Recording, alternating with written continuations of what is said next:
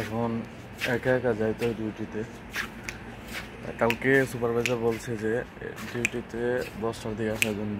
এখান থেকে পুলিশের সমস্যা করে, আগে তো যাইতাম গা সবার সাথে, এখন হয়তো বা একটু রিক্সে যাওয়া লাগবে। পুলিশে মারাত্মক সমস্যা করে, দেখা যায় সবার মাঝখান দিয়ে যাইলেও কি কোনো সমস্যা হইতো না, কিন্তু এখন দেখা যাইতেছে আমি যদি যাই তখন ওই টাইমে পুলিশ থাকে। 10টা থেকে দিছে, তো খুব মারাত্মক একটা সমস্যা আছে ডিউটিটা নিয়ে। দেখা যায় যে ডিউটি করতে হয়, করে আবার রাত্রে আইতে হইবে একা, যাইতে হইবে একা। একটা সময় দেখা গেছে সবাই একসাথে যাইতাম, সবাই একসাথে আইতাম। তো এখন মনে হয় এটা হইব না, কারণ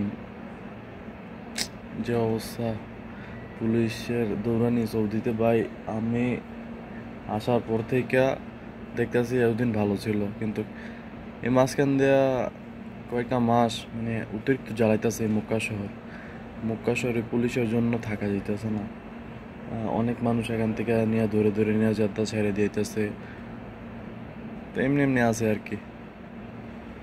তো যাক, দোয়া করেন যেন একটা বিপদ থেকে বাঁচতে পারি।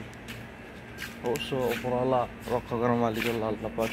আল্লাহ যা করে অবশ্যই ভালোর জন্য করে, এটা সবসময় বিশ্বাস করি। যত বিপদেই থাকি না কেন আল্লাহ পাকের উপরে বিশ্বাস রাখি যে আল্লাহ অবশ্যই একটা না একটা কিছু করব। দেখা যায় যে বিপদ থেকে আমার উদ্ধার অবশ্যই করবো আল্লাহ, এতটুকু বিশ্বাস সবসময় রাখার চেষ্টা করি। আর আল্লাহ পাক অবশ্যই সবাইকে বিপদ থেকে হেফাজত করুক, এটা দোয়া করি। আর আমার জন্য সবাই দোয়া করবেন, ঠিক আছে? আল্লাহ হাফেজ।